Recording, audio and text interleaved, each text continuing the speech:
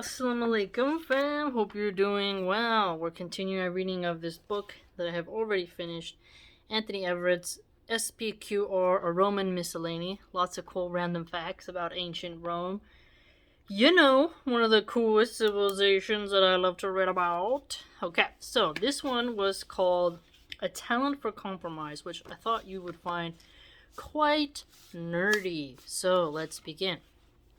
In 494 BC, there was a mass of common people called the plebeians or plebs. What they did was they streamed out of the city and encamped on a nearby hill. There they sat doing nothing. This was essentially a strike.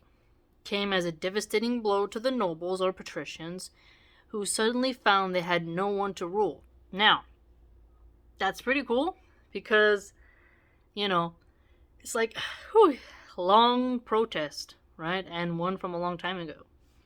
Even more serious than the withdrawal of labor was the fact that the common people set up institutions of their own that mirrored those of the Republic. So, cool points here. When you withdraw the labor, well, that hurts their wallet, right? So, worker strikes, pretty effective, right? Violent protests, violent riots, looting, pillaging, burning, that has its points. But, again, the impact of money in a different way does a lot more. And it maintains the infrastructure, right? Now, the parallel societies were very clever. They created their own assembly and elected their own officials, the tribunes of the people. Now, here you see a very cool point. The tribunes. You would hear this a lot when it came to Caesar. Tribune of the plebs. Now you know how that kind of got started. In effect, they made themselves a state within a state. That's pretty smart, isn't it? So, they're being abused. They're not feeling represented by the Roman Republic nobles. They do a labor strike. They set up their own parallel society, have their own elections. So they're a nation within a nation. The plebs had two main grievances. Its members were excluded from public office, which was a traditional monopoly of the patricians. So here, what are you noticing? Not proper representation when a republic really does need representation, right? The plebs want to have somebody there who can protect their interests instead of the nobles having a monopoly on what happens. Also, an economic crisis had created poverty, indebtedness, and worst of all, bond debt slavery. So here, what do you notice?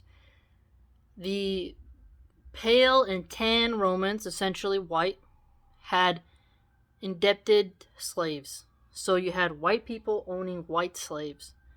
So slavery in Rome in 494 BC, right? Remember, slavery was an institution all over the world. Not all slaves were black. Not all slave owners were white. Here's an example of that. Today, the bond debt slavery is college, right? And then trying to loot the treasury to pay off the universities who are overcharging for their worthless degrees. It's really interesting. It gets at the point of Squid Game where they made the reference to debt, right? Debt as a sort of bondage. To get a car is debt. Hopefully you can buy a used car and not have to worry about that. Buying a house is debt. Going to college is debt. It's all debt. Really sad. There was a war on at the time, and an enemy army was approaching the city. The patricians needed soldiers and gave in. Bond slavery was banned and the tribunes were given state endorsement. The cessation had been a success. So here, an army is heading up and they're like, hey, well, I guess we need to stop this bond slavery. So they ended up stopping it for a little while. And then they built the Colosseum. More than just a legend, the secession seems to have been an historical event. It was only the first of a number of such protests, the last taking place in 287 BC. So look at that. I mean, it's interesting how even in these time periods of 287 BC, 494 BC, you had the plebs doing some type of protest in the Republic and saying, hey, we want to have some fixed stuff going on here. Step by step, over the years, the patricians abandoned their privileges, and eventually the consulship and other public offices were open to the plebeian candidates. So notice this. Things becoming open to the common people. Today, what do you kind of notice in our republic in America? We're a constitutional republic with a soft form of democracy, right? Are the grassroots people getting in? Not really, right? You see the children of the wealthy, the upper class. AOC is a prime example of corruption. Made all these promises and then immediately voted for Nancy Pelosi to stay as Speaker of the House. Didn't fight for the Medicare for All vote. She got a taste of the wealth, got that $100,000 of salary a year, got to become more famous, got a lot of Instagram followers, sold merch, and completely, became more of a pariah than an actual person of the people. And that's my personal opinion, but she made a lot of promises. Jimmy Dore did an excellent job in exposing this, so people thought that was going to be a shot at the common person getting in, but then, the zombies of Nancy Pelosi, the people who Chuck Schumer, these people who are dinosaurs and have been in there for so freaking long, Dianne Feinstein, all these people who are there forever, and like regular people can't get in. If you notice, you got people going to college to study political science, and then few of them get into the positions of power. And the only way you can get elected is if you borrow all this money from, pharmaceutical industries that they want their money back. You gotta sell yourself out in order to get funds. Bernie kind of got, a lot of more grassroots donations. But at the end, he bent the knee to Hillary and Biden. So was he really gonna, at the end of the day, the people who say they represent the people get on both knees to those who sell out to Big Pharma, foreign interests, and the military-industrial complex. And the banking industry.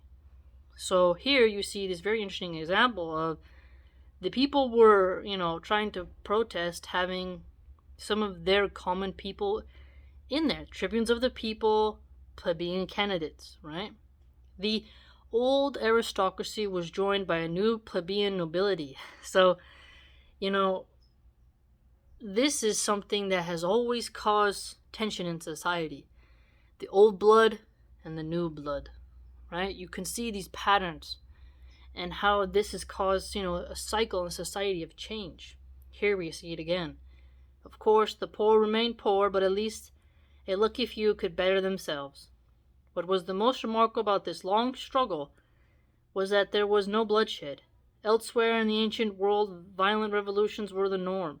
So here, supposedly, this was an economic boycott that ended up creating more space for others. Very interesting, right?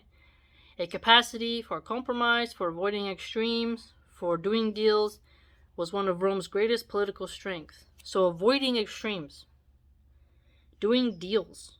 We need more deals now. But today it's more of censor and deplatform and debank. No deals. The only deal is selling out.